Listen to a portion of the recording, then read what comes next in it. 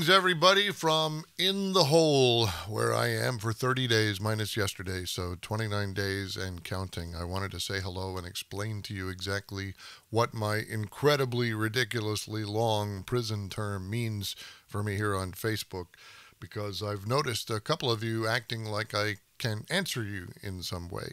Julie Clark, you posted on my timeline, does the president have to have press conferences? Answer, no, not a legal requirement, not a constitutional requirement, not something presidents have always done.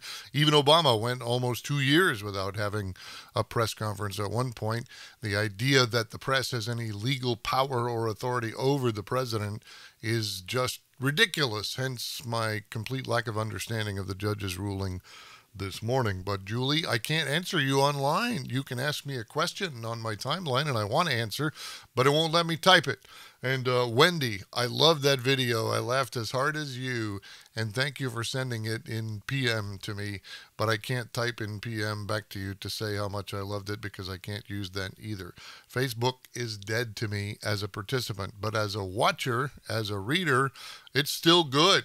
I read it every day, several times a day, because a lot of news that I count on comes through Facebook. People who have their eyes open for certain things and post about it, and I read about it. It's an important news source for me, and it results in a lot of the things that I share with you, that I will be sharing with you in another 29 days, 28 days and some hours. Now, my friend Juliet has allowed me to presume upon her time and energy to post things on my timeline for general purposes, but I'm not going to impose on her friendship and do it 8 times a day or 20 times a day like I usually do. Maybe once, maybe twice, maybe some days I won't post at all.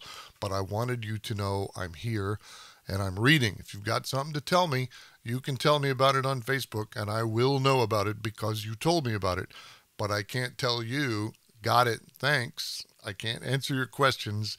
I'm stuck here in the Facebook hole. I made the warden mad like Strother Martin in Cool Hand Luke.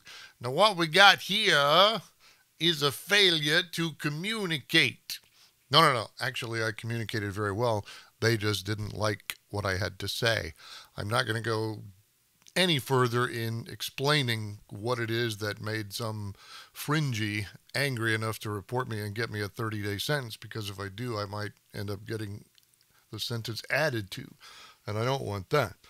But basically, it had to do with my rational, inquiring evaluation of the first mugshot of Mr. Sayok, the mad unbomber, not the Unabomber, the unbomber, I call him, because the bombs he sent weren't really bombs and he didn't really bomb anybody.